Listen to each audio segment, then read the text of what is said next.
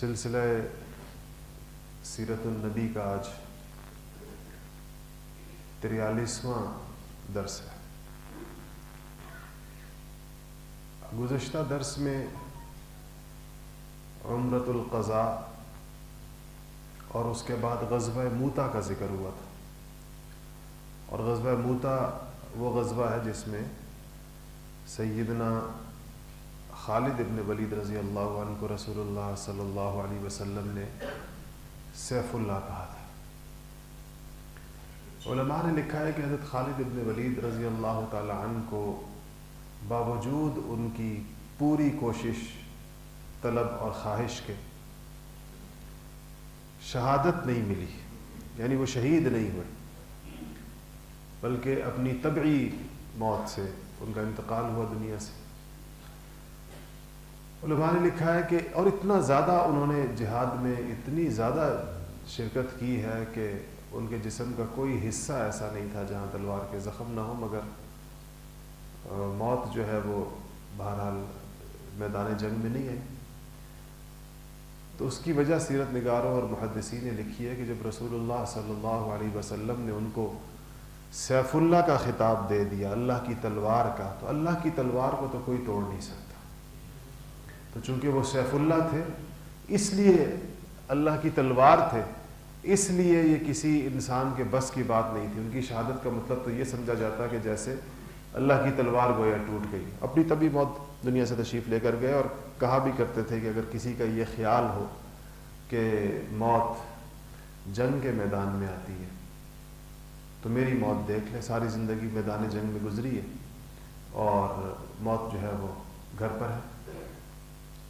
تو جس کی جیسے لکھی ہوتی، کتنے لوگ ایسے ہیں جو پہلی دفعہ جنگ کے میدان میں گئے اور جاتے ہی اولین چند لمحوں کے اندر شہید ہو گئے۔ کتنے صحابہ کا ذکر آیا، جس طرح میں نے آپ کو احد کے اندر ایک صحابی کا بتایا تھا کہ خود ابھی اسلام لائے، اور اسلام لائے اور بس میدان کارزار گرم تھا، اس کے اندر کود گئے اور شہید ہو گئے۔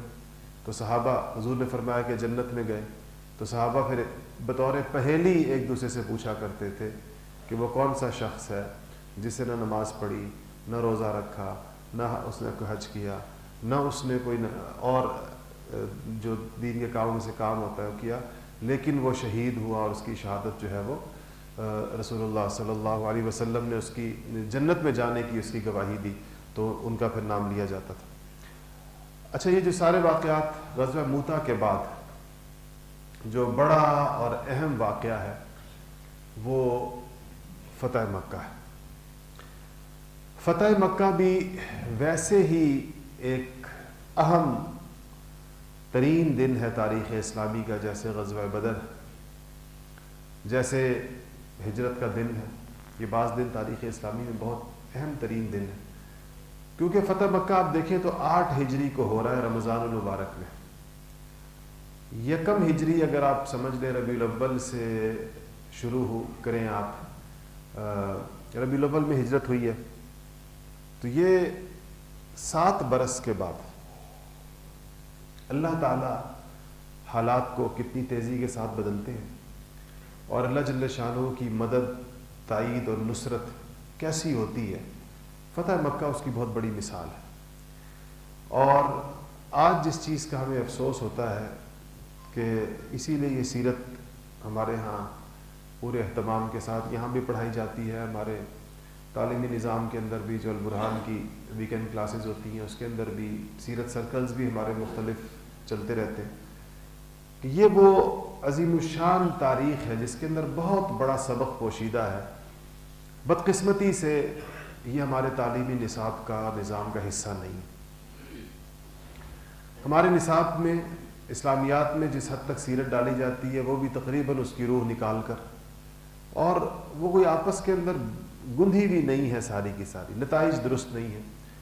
دوسرا یہ ہے کہ ہمیں اسکولوں میں، کالجوں میں، یونیورسٹیوں میں دین پڑھانے کے لیے وہ لوگ بھی دستیاب نہیں ہیں جن کے پاس اگر سیرت کا مضمون ہو تو وہ اس سے وہ نتائج نکال کر اور وہ ذہن سازی کرے طلبہ کی جو سیرت سے ہونی چاہیے۔ استاد تو کے سامنے تو آپ کوئی بھی کانٹینٹ رکھ دیں، اگر وہ واقعی استاد ہے اور واقعی اس کو پتہ ہے کہ اس نے اس سے کیا پیغام دینا ہے، اس نے کیا ذہن بنانا ہے، تب تو اس سے فائدہ ہوتا ہے، ورنہ وہ اسی نصاب سے اور اسی کتاب سے جو اس کے سامنے رکھی ہے اس سے بعض اوقات وہ باتیں سامنے آتی ہیں کہ اس سے اس کا نہ پڑھانا بہتر ہوتا ہے۔ بہت سی جگہوں پر ہم نے دیکھنے کے بعد، مشاہدے کے بعد اس نتیجے پر پہنچے کہ ان اساتذہ سے ہی اگر دین پڑھنا ہے تو اس سے نہ پڑھنا زیادہ بہتر ہے، اس لیے کہ غلط پڑھنے سے نہ پڑھنا بہتر ہوتا ہے۔ اگر ایک انسان کو غلط پڑھایا جا رہا ہے اور غلط ذہن سازی ہو رہی ہے جس سے اس کے ذہن میں شکوک و شبہات پیدا ہو رہے ہیں، اس کے اندر کنفیوژنس پیدا ہو رہی ہیں، اس کو اشکالات پیدا ہو رہے ہیں، تاریخ اسلام پر سے اس کا اعتماد اٹھ رہا ہے، مقدس شخصیات، پاکیزہ شخصیات کے اوپر اس کو اعتراضات پیدا ہو رہے ہیں، تو اس سے تو وہ سیدھا سادہ مومن زیادہ بہتر ہے جو جانتا کچھ نہیں ہے، بس یہ اس کا ایمان ہے کہ جیسے کسی ان پڑھ عورت کے بارے میں مشہور تھا کہ وہ کہتی کہ قرآن کی سطروں کے اوپر انگلیاں پھیر پھیر کر کے بس اللہ تعالیٰ نے جو کچھ کہا ہے سچ کہا ہے اور درست کہا ہے، اگرچہ وہ جانتی نہیں تھی کہ لکھا ہوا کیا ہے۔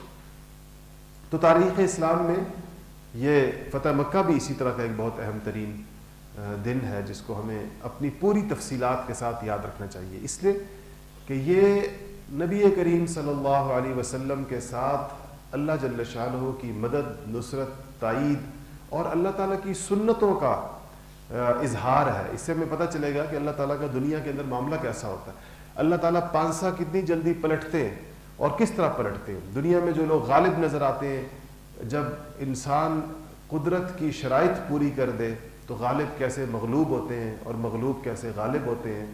بظاہر وطن چھوڑنے والے، ہجرت کرنے والے کیسے فاتح بن کر اپنے وطن کو واپس لوٹتے ہیں، اور اس وطن کے اوپر غرور اور تکبر کے ساتھ چلنے والے کیسے سرنگوں ہوتے ہیں اور کیسے ان کے سر اللہ پاک غرور کے سروں کو کیسے نیچا کرتے ہیں۔ یہ اللہ تعالیٰ کی سنتیں ہیں، سنن الہیہ ہیں، کائنات میں پھیلی ہوئی ہیں۔ آج بھی یہی اصول ہے اللہ پاک کے قوموں کے لیے، اور بس اس کے لیے شرائط وہ پوری کرنے کی ضرورت ہے جو انبیاء علیہ الصلوۃ والسلام نے پورا کر کے دکھایا۔ آپ سوچیں کہ اللہ تعالیٰ کے لیے کیا مشکل تھا کہ یہ پانسا اسی دن پلٹ دیتے جس دن آپ ہجرت فرما رہے تھے۔ ابو جہل کو اللہ پاک شل کر دیتے، اور باقی جتنے سارے ابو لہب اور جتنے لوگ تنگ کرنے والے تھے ان ساروں کو جو ہے وہ نمونہ عبرت بنا دیتے۔ یہ سارے کام ہو سکتے تھے، اللہ تعالیٰ کی تو ایک کن کے ساتھ ہو سکتے تھے، ایسا نہیں ہوا۔ آپ نے ہجرت فرمائی، اور ہجرت بھی اسی طرح جیسے کہ دنیا میں کوئی انسان ہجرت کرتا ہے، خاموشی سے چھپ کر آپ نکلے، تیاری اس کی پہلے سے کی گئی، 3 راتوں تک آپ غار کے اندر روپوش رہے، پڑھ چکے آپ لوگ یہ سارا۔ پھر رستہ بدلا، اور جس طرح میں نے کہا تھا وہ نقشے یہاں پر ڈسپلے نہیں ہو سکتے ورنہ آپ کے سامنے میں رکھتا، کہ آپ نے عام رستہ کون سا تھا ہجرت کا، آج وہ سارا اپنی پوری تفصیلات کے ساتھ نقشوں کے اندر سیرتی کتابوں میں لکھا ہوا ہے۔ آپ نے وہ رستہ چھوڑ کے کون سا رستہ اختیار کیا، کیوں اختیار کیا، پھر کیسے آپ وہاں پر پہنچے، رستے میں کیسے وہ لوگ آ گئے جو آپ کو تلاش کر رہے تھے، پھر آپ مدینہ منورہ پہنچے، پھر بدر ہوا، احد ہوا، خندق ہوا، یہ سارا فتح مکہ سے پہلے، پھر آپ کے دعوتی خطوط کا جانا، آپ کی طرف سے دعوت کے عمل کو مختلف بادشاہوں کو، دنیا کی قوتوں کو، ادھر سے صحابہ کی تربیت جاری ہے۔ یہ سب وہ قدرت کا وہ نظام ہے، اللہ جل شانہ کی وہ سنتیں ہیں جس کو انبیاء علیہ الصلوۃ والسلام پورا کرتے ہیں، اور اس لیے پورا کرتے ہیں کہ انہیں پتہ ہوتا ہے کہ اللہ پاک نے کس چیز کے ساتھ کس چیز کے نتیجے کو جوڑا ہوا، کیسے کیا جائے گا تو کیا نتیجہ برآمد ہوگا۔ ہمیں چونکہ یہ ترتیب نہیں معلوم، اس لیے ہم امیدیں، توقعات رکھتے ہیں اور نتائج ہمیں نہیں ملتے، کیونکہ ہم نے ان چیزوں کو پڑھا نہیں ہوتا۔ تو یہ 8 ہجری ہے اور رمضان المبارک ہے۔ اب آپ کے ذہن میں یہ سوال پیدا ہونا چاہیے تھا کہ جب صلح حدیبیہ ہو گیا 2 سال پہلے 6 ہجری کے اندر، اور اس صلح حدیبیہ کے اندر یہ طے ہو گیا کہ اگلے 10 سال تک جنگ نہیں ہوگی، تو پھر یہ 2 سال کے بعد فتح مکہ کی جنگ کیسے آ گئی، اور کس نے اس معاہدے کو توڑا اور کیسے توڑا؟ تو صلح حدیبیہ کی شرائط میں نے آپ کو بتایا تھا کہ ایک شق معاہدے کی یہ بھی تھی کہ یہ معاہدہ تو ہے قریش اور محمد رسول اللہ صلی اللہ علیہ وسلم کے درمیان. البتہ وہ لوگ جو نہ مسلمان ہیں اور نہ قریشی ہیں وہ آزاد ہیں کہ وہ ان دونوں فریقوں میں سے جس کے ساتھ چاہیں گے اپنا دوستانہ یا جس کو حلیف ہونا کہتے ہیں وہ اس کے حلیف ہو جائیں گے. تو اس پر دو قبائل نے جن میں سے ایک کا نام بنو بکر تھا اور ایک کا نام بنو خزاعہ تھا. دونوں مکہ مکرمہ میں رہتے تھے آس پاس. ان میں سے بنو بکر نے شروع سے قریش کے حلیف چلے آ رہے تھے, وہ قریش کے ساتھ ہو گئے, اور جو بنو خزاعہ تھے یہ رسول اللہ صلی اللہ علیہ وسلم کے حلیف ہو گئے. اب ایسا ہوا کہ اچھا ان دونوں قبائل کے اندر کچھ پرانی انبن بھی آ رہی تھی. تو بنو بکر میں سے ایک شخص نے جس کا نام نوفل تھا, اس نے اپنے لوگوں کے ساتھ مل کر بنو خزاعہ کے کچھ لوگوں پر جو ایک چشمے کے اوپر سوئے ہوئے تھے, آرام کر رہے تھے, رات کو پہنچے تھے, حملہ کر دیا اور ان کو قتل کر دیا. قریش میں سے صفوان ابن امیہ جو بیٹے تھے امیہ ابن خلف کے, بعد میں مسلمان ہوئے. شیبہ بن عثمان جو عثمان بن ابی طلحہ کے بیٹے تھے, یہ بھی بعد میں مسلمان ہوئے. اور یہ وہی شیبہ ہیں جن کے پاس خانہ کعبہ کی چابی جس خاندان کے پاس تھی. آپ نے بھی نام سنا ہوگا, وہ خاندان آج بھی بنو شیبہ کہلاتا ہے, شیبی خاندان کہلاتا ہے. شیبی یہی شیبہ کے اولاد ہے اصل میں. اور حویتب تھے.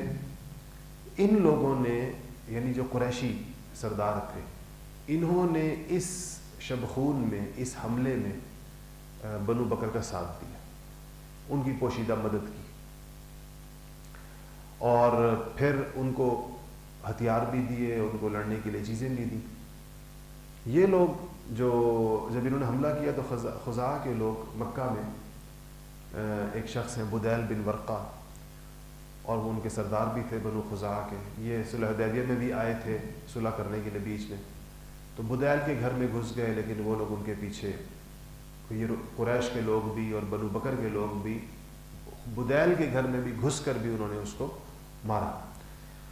اور یہ اس کے اوپر اب یہ تو اصولاً تو معاہدہ ٹوٹ گیا اس لیے کہ حملہ ہو گیا. معاہدے میں طے تھا کہ دونوں کے فریقین کے حلیفوں کو بھی وہی کا وہی تحفظ حاصل ہوگا جو فریقین کو حاصل, اس لیے حلیف پر بھی کوئی ہاتھ نہیں اٹھائے گا. یہ طے شدہ بات تھی. تو جب صبح ہوئی تو قریش سمجھ گئے کہ ہم نے عہد شکنی کی, اور یہ بھی وہ چونکہ رسول اللہ صلی اللہ علیہ وسلم کو اچھی طرح جانتے تھے, ان کو اس بات کا پتہ تھا کہ نبی کریم صلی اللہ علیہ وسلم اپنے حلیفوں کو یوں چھوڑیں گے نہیں جب ان کو اطلاع ملے گی.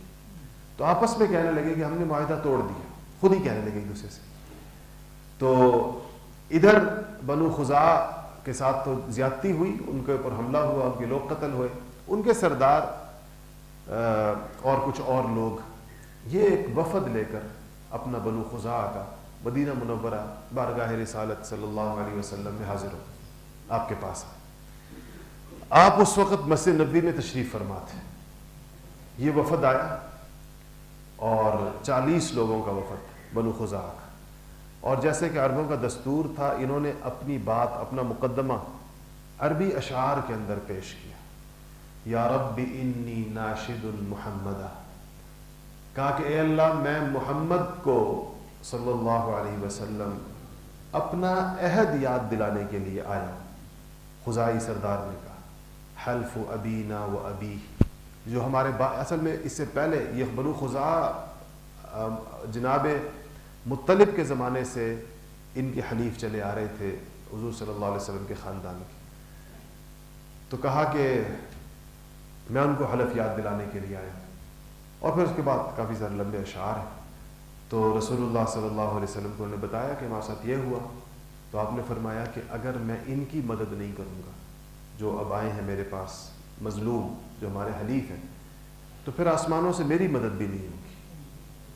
حالانکہ لوگ مسلمان نہیں ہیں لیکن معاہدے کے شریک ہیں, صرف معاہدے والے. کہا کہ میں نے ان کی مدد نہ کی تو میری مدد بھی نہیں کی جائے گی. ادھر یہ لوگ اپنی بات کی اور آپ نے طے کر لیا کہ اب ان کی مدد ہوگی، ادھر قریش کو یہ خیال آیا کہ ہم کہیں ایسا نہ ہو کہ حضور اکرم صلی اللہ علیہ وسلم ان کا بدلہ لینے کے لیے آ جائے، تو کیا کیا جائے۔ ان کے ہاں بھی مشورہ شروع ہوا اس بات کے اوپر۔ آپ نے پھر یہ کیا کہ یہ پوچھا آنے والوں سے کہ یہ بتاؤ کہ یہ جو حملہ تمہارے اوپر ہوا یہ سارے بنو بکر نے مل کر کیا کہ ان کے کچھ افراد نے کیا؟ ان کا نہیں، کچھ افراد نے کیا۔ نوفل کا نام لیا اور کہا اس کے ساتھ کچھ اور لوگ تھے، ان لوگوں نے کیا۔ تو آپ نے پھر ایک قاصد قریش والوں کے پاس روانہ کیا۔ آپ نے انہوں کو کہا کہ یہ واقعہ ہوا ہے مکہ کے اندر، مطلب یہ تھا کہ تم لوگ اس واقعے کو تم لوگ اون کرتے ہو یا نہیں کرتے، اس کی ذمہ داری لیتے ہو یا نہیں لیتے۔ تو آپ نے کہا کہ 3 چیزیں ہیں۔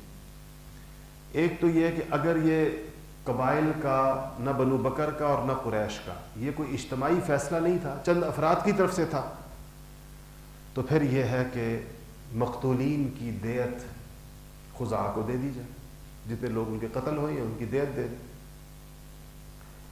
یا جن لوگوں نے یہ حملہ کیا ہے، جس گروپ نے، قریش اور بنو بکر دونوں، ان سے لا تعلقی کا اعلان کرے کہ ہمارا ان سے کوئی تعلق نہیں ہے، پھر ہم جانیں اور وہ گروپ جانے جس نے یہ حملہ کیا اور جس نے یہ خاص کام کیا۔ اور تیسرا، اگر تم دونوں یہ کام نہیں کرتے تو پھر صلح حدیبیہ کے ختم ہونے کا اعلان کر لو۔ قریش صاحب نے کہا اگر تم لوگ مقتولین کی دیت دینے پر بھی راضی نہیں ہو، حملہ آور قاتلوں سے برأت اور دستبرداری پر بھی تیار نہیں ہو، تو پھر صلح حدیبیہ کے فسخ کا، ختم ہونے کا، کینسل ہو جانے کا اعلان کر دو۔ تو جب یہ قاصد پہنچا اور قریش کے سامنے جا کے رسول اللہ صلی اللہ علیہ وسلم کے 3 نکات رکھے جو انتہائی مبنی بر انصاف اور حق، تو قریش نے ایک بڑے غرور اور تکبر کے عالم میں کہا کہ نہ دیت دیں گے اور نہ ان لوگوں سے برأت کا اعلان کریں گے جنہوں نے قتل کیے، اور اگر حدیبیہ کو ختم کرنے کی بات ہے بے شک ختم کر دیں صلح حدیبیہ کے معاہدے کو، اس پہ ہمیں کوئی اعتراض نہیں ہے، ہم اس پہ راضی ہیں کہ صلح حدیبیہ کا معاہدہ ختم ہو جائے۔ قاصد نے کہا ٹھیک ہے، پیغام لے کر آیا تو واپس روانہ ہو گیا۔ قاصد جیسے ہی روانہ ہوا، قریش کے لوگ دوبارہ بیٹھے اور انہوں نے کہا کہ ان کو اندازہ تھا کہ حضور اکرم صلی اللہ علیہ وسلم اس کے اوپر جو ایکشن لیں گے وہ بڑا سخت ہوگا۔ انہوں نے کہا کیا کیا جائے؟ کسی نے کہا کہ صلح حدیبیہ کا فسخ ہمارے حق میں نہیں ہے، بالکل کسی طرح سے اس معاہدے کو دوبارہ جوڑا جائے، ہم نے تو اعلان کر دیا ٹوٹنے کا۔ تو انہوں نے ابو سفیان کو بھیجا رضی اللہ عنہ۔ ہم حضرت ابو سفیان رضی اللہ تعالیٰ عنہ کا ذکر جب کرتے ہیں، سیرت کتابوں میں بھی ایسا لکھا ہوتا ہے، اصل میں ان کا جو کردار اسلام لانے سے پہلے کا ہے اس کی وجہ سے ان کو ایک ایسے ترتیب سے پیش کیا جاتا ہے، لیکن جو بھی صحابی جو بعد میں ایمان لے آئے ہوں تو چاہے ان کے ایمان لانے سے پہلے کے زمانے کا تذکرہ بھی کیا جائے تب بھی اس کے اندر ادب اور احترام کو ملحوظ رکھنا چاہیے، کیونکہ وہ رضی اللہ عنہ و رضوا عنہ میں داخل ہو جاتے ہیں اسلام لانے کے بعد۔ تو حضرت ابو سفیان ابھی تک تو ایمان نہیں لائے تھے، تو فتح مکہ پر ہی ایمان لائے ہیں، ان کو بھیجا گیا۔ وہ جب آئے تو وہی کا وہی واقعہ ہوا جو بدر میں آپ کو میں نے ایک دفعہ بتایا۔ بدیل وہ جو خزاع کے سردار تھے، جو ان 40 لوگوں میں جو ساتھ آئے تھے، جو وفد آیا تھا، اس وفد سے ملاقات ہو گئی ابو سفیان کی رستے کے اندر۔ یہ واپس جا رہے تھے مکہ کی طرف، ابو سفیان رضی اللہ تعالی عنہ مکہ تشریف لا آ رہے۔ ان کو کھٹکا ہوا کہ یہ لوگ آپ صلی اللہ علیہ وسلم کو شکایت لگا کر اور جنگ پر اکسا کر آ رہے ہوں گے۔ تو ابو سفیان رضی اللہ تعالیٰ نے ان سے پوچھا، آنے والوں سے، بدیل سے، کہ کہاں سے آ رہے ہیں آپ لوگ؟ انہوں نے کہا کہ ہم یہیں قریب سے، یہ پچھلی بستیوں میں گئے تھے وہاں سے آ رہے ہیں، اور یہ کہہ کر وہ روانہ ہو گئے۔ جو روانہ ہو گئے تو ابو سفیان نے ان کے اونٹ جو وہاں سے گزرے تو ان کی مینگنیاں پڑی ہوئی تھی، تو ایک مینگنی اٹھا کر توڑی اور اس میں سے جو کھجور کی گٹھری نکلی، اس کھجور کو دیکھ کر کہا کہ یہ تو یثرب سے آ رہے ہیں، کیونکہ ان کے کھجوروں نے مدینہ کی کھجور کھائی، ان کے اونٹوں نے مدینہ کی کھجور کھائی ہوئی۔ تو یہی انہوں نے احد کے بدر کے اندر بھی پہچانا تھا اسی ذریعے سے، یہ ایک اس زمانے کی کا ایک ترتیب تھی، ایک طریقہ تھا۔ تو یہ پہنچے مدینہ پہنچے ابو سفیان. مدینہ پہنچ کر آپ کو حیرت ہوگی کہ یہ کس کے مہمان بنے. یہ مدینہ پہنچ کر اپنی صاحبزادی ام المؤمنین حضرت ام حبیبہ رضی اللہ تعالی عنہ کے گھر چلے گئے, جو ان کی بیٹی تھی اور حضور کے نکاح میں تھی. ان کے باپ کو دیکھا بیٹی نے, اور خدا جانے کتنی مدت کے بعد دیکھا ہوگا, تو خوش تو ہوئی ہوں گی, لیکن چونکہ اس گھر کے اندر بیٹھنے کی جگہ ایک ہی تھی, اور وہ تھی جہاں رسول اللہ صلی اللہ علیہ وسلم کا بستر بچھا ہوا تھا گھر کے اندر. چھوٹے سے حجرے ہوتے تھے امہات المؤمنین کے. تو حضرت سیدہ ام المؤمنین ام حبیبہ رضی اللہ تعالی عنہا نے جلدی سے حضور کا بستر لپیٹ دیا. تو ابو سفیان کو بڑا تعجب ہوا کہ بیٹی مجھے بجائے اس کے کہ باپ کے لیے بستر بچھا دیا جائے, بستر لپیٹ دیا. تو انہوں نے کہا کہ تم نے بستر کیوں لپیٹ دیا؟ مجھے ابو سفیان نے عجیب سوال کیا, تم نے اس بستر کو میرے قابل نہیں سمجھا یا مجھے اس بستر کے قابل نہیں سمجھا؟ انہوں نے کہا کہ جی یہ رسول اللہ کا بستر ہے اور آپ شرک کی نجاست سے آلودہ ہیں, تو حضور کے بستر کے اوپر کسی مشرک کو میں کیسے بٹھا سکتی ہوں؟ تو ناراض ہوئے, ان سے کہا کہ تو میرے گھر سے نکلنے کے بعد شر میں مبتلا ہو گئی ہے, میرے گھر تو ٹھیک ٹھاک تھی, اب تو شر میں مبتلا ہو گئی ہے. تو انہوں نے کہا کہ نہیں, میں کفر کے اندھیروں سے نکل کر اسلام کے نور میں داخل ہو گئی. ام حبیبہ نے کہا, اور کہا کہ ابا مجھے تعجب ہے اس بات پر, مجھے حیرت ہے اس بات کے اوپر کہ آپ ان بتوں کے سامنے کیسے سجدہ ریز ہوتے ہیں جو نہ سنتے ہیں نہ دیکھتے ہیں. ان پتھروں اور لکڑیوں کے بتوں کے سامنے آپ کیسے سجدہ کرتے ہیں, مجھے اس پہ حیرت ہے. خیر, یہ وہاں سے اٹھے اور آپ صلی اللہ علیہ وسلم مسجد نبوی میں تشریف فرما تھے. مسجد نبوی آئے اور آپ سے کہا کہ میں قریش کی طرف سے آیا ہوں, اور جس صلح حدیبیہ کے صلح کے جس معاہدے کو ہم نے توڑ دیا, میں اس کی تجدید کے لیے آیا, اس کو رینیو کرنے کے لیے آیا. تو آپ صلی اللہ علیہ وسلم نے کوئی جواب نہیں دیا, خاموشی اختیار فرمائی. اچھا, جو صحابہ میں جو ہیرارکی تھی نا, جو ترتیب تھی افضلیت کی, ان حضرات یعنی ان کو بھی اس وقت جو لوگ اسلام نہیں لائے تھے ان کو بھی معلوم تھی وہ, اور ہر موقع پر معلوم تھی. دیکھیں احد کے موقع پر جب یہ خبر اڑی کہ آپ صلی اللہ علیہ وسلم شہید ہوئے ہیں اور آپ کے رفقا شہید ہوئے ہیں, اور جب آپ احد کے اندر اس غار کے اندر چلے گئے تھے, اور ابو سفیان جو قیادت کر رہے تھے قریش کے لشکر کی احد کے اندر, وہ اس غار کے اوپر آئے اور انہوں نے پہلی آواز یہ لگائی, کیا محمد صلی اللہ علیہ وسلم تم لوگوں میں موجود ہیں؟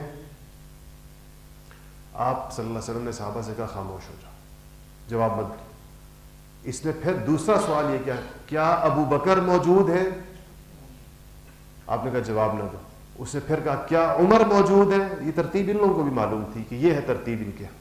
یہاں پر بھی آ کر ابو سفیان نے حضور کے پاس گئے, حضور نے جواب نہیں دیا. حضور کے پاس سے اٹھ کے سیدھے ابو بکر رضی اللہ تعالیٰ عنہ کے پاس گئے. ابو بکر کے پاس گئے, ان سے جا کر کہا کہ میں آیا ہوں اس معاہدے کی تجدید کے لیے. تو ابو بکر نے کہا کہ جب حضور نے کیا کہا, تو میں کہا کہ حضور نے جواب نہیں دیا. کہا جب حضور نے جواب نہیں دیا تو ہم بھی کوئی جواب نہیں دے سکتے. وہاں سے اٹھے اور ابو سفیان سیدھے عمر ابن خطاب رضی اللہ تعالیٰ کے پاس, ان سے آ کر کہا کہ سفارش کی. تو عمر کا تو اپنا ایک انداز. عمر نے کہا کہ تو سفارش کی بات کرتا ہے, اگر تجھے یہاں امن حاصل نہ ہوتا تو میں تو تجھے زندہ واپس نہ جانے دیتا مکہ مکرمہ. یہ تو امن کے اندر ہے, اور میں مجھ سے یہ توقع رکھتے ہو کہ میں جا کے تم لوگوں کے لیے سفارش کروں گا. خیر, وہاں سے فوراً اٹھے قبل اس سے کہ حالات مزید خراب ہو, اور سیدھے گئے حضرت علی مرتضیٰ کے پاس. ان سے کہا کہ اس وقت حضرت علی کے پاس فاطمہ الزہرا بھی بیٹھی ہوئی تھی, اور سیدنا حسن چھوٹے سے بچے تھے. اگر یہ 8 ہجری ہے اور حسن کی پیدائش ہے 3 ہجری کی, تو حضرت حسن رضی اللہ تعالیٰ عنہ کی عمر ہوگی 5 سال. تو 5 سال کا کہ سیدنا حسن ابن علی رضی اللہ تعالیٰ عنہ بھی وہاں بیٹھے ہوئے تھے.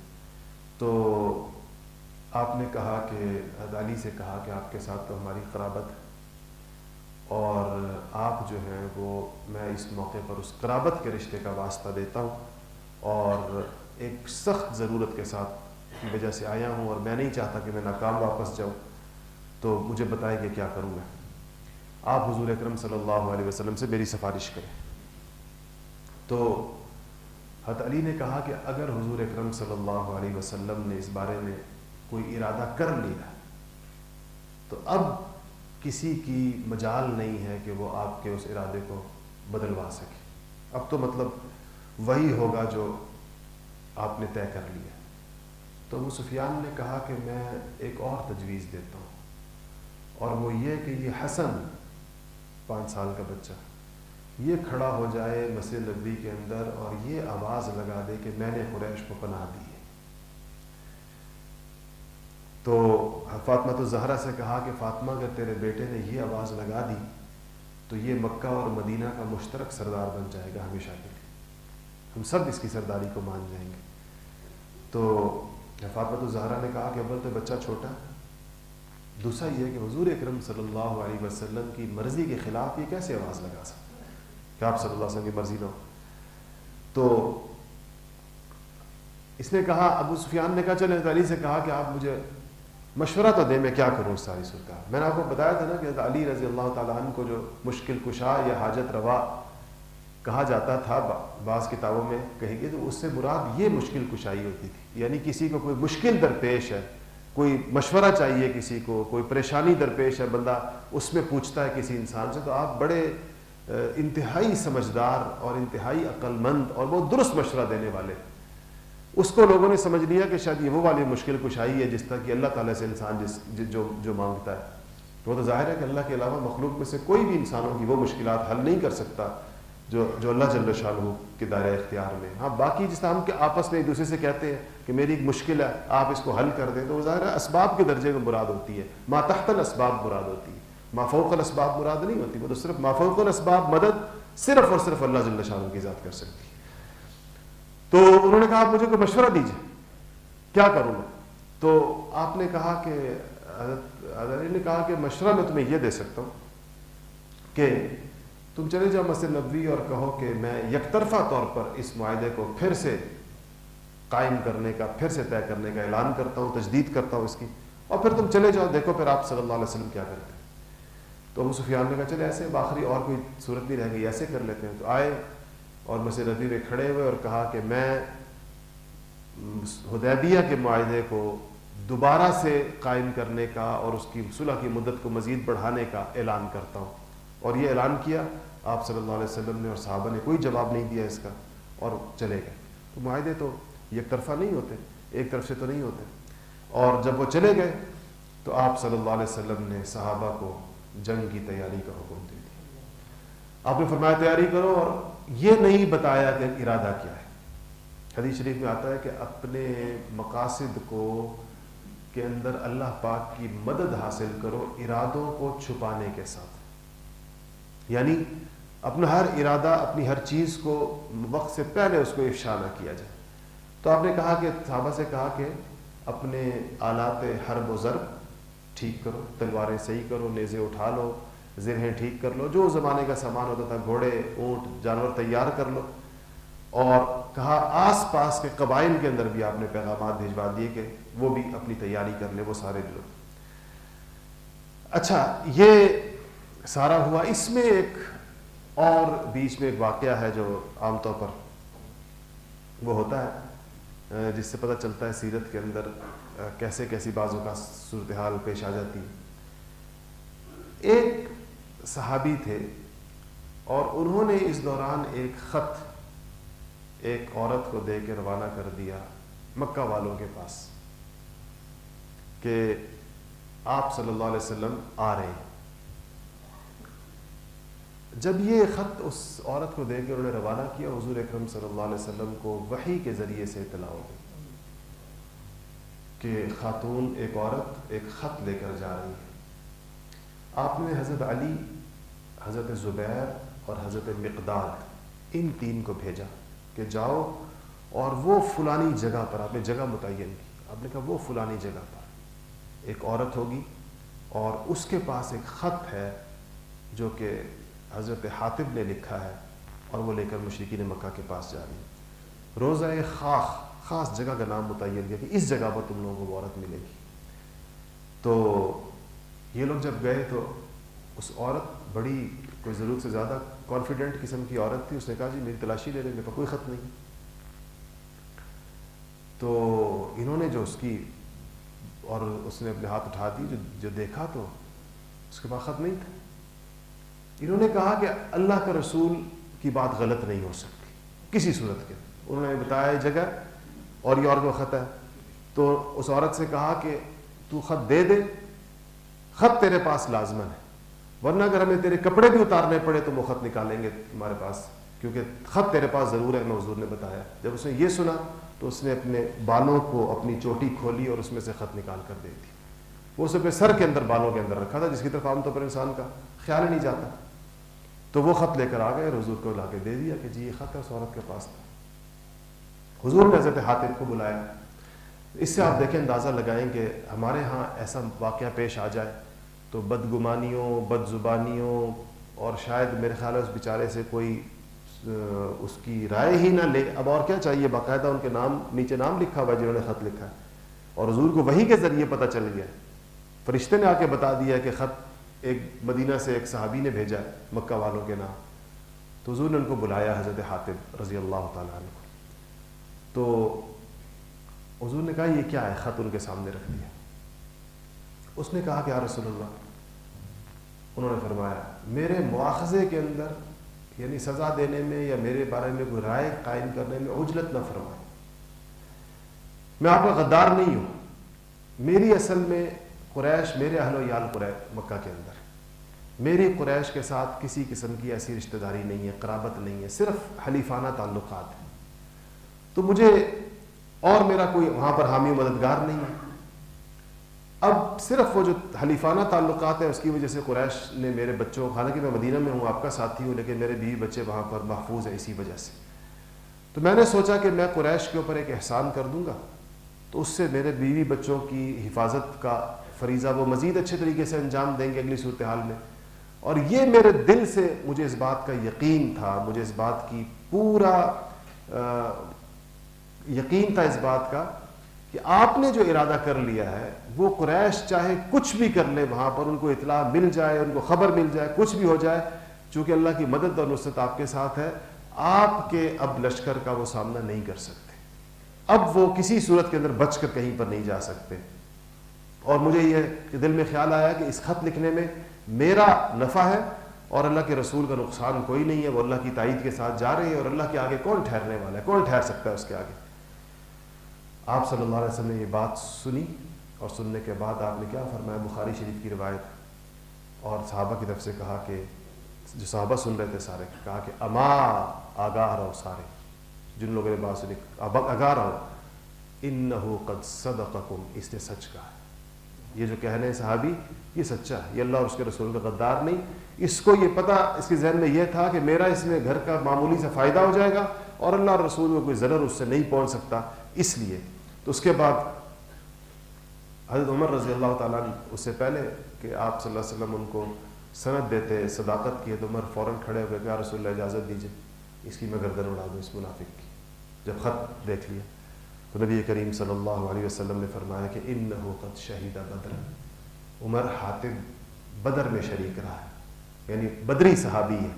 اور اے عمر وما یدریک, تجھے کیا پتہ ہے عمر کہ اللہ جل شانہ نے ایسی کوئی نظر رحمت اس کے اوپر بدر کے اندر کر دی ہو کہ یہ مغفوروں میں سے ہو, جن کی مغفرت کی جا چکی, ان لوگوں میں سے ہی ہو. مطلب یہ تھا.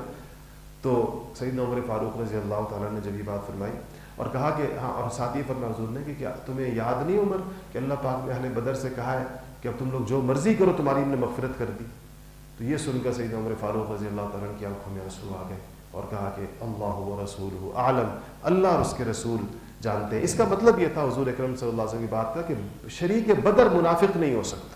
جس نے بدر کے اندر شجاعت کے جوہر نبی کریم صلی اللہ علیہ وسلم دکھائے, یہ ایک ان کی اجتہادی غلطی کہہ لیں یا ان کا یہ اتنا پختہ یقین کہہ لیں کہ اس کے باوجود اس سے حضور اکرم صلی اللہ علیہ وسلم کو اور مسلمانوں کو میری اس اطلاع کے بھیج دینے سے کوئی فرق نہیں پڑے گا. فتح و نصرت اللہ تعالیٰ کی اور اس کے لوگوں کی اور اس کی لازمن ہوگی. تو یہ ایک درمیان میں واقعہ پیش آیا. اس کے بعد صحابہ کی تیاری شروع ہوئی اور مدینہ منورہ سے رمضان کے اندر 8 ہجری کو لشکر نکلا. انشاءاللہ اگلی تفصیلات اگلے جمعے پر. واخر دعوانا الحمدللہ.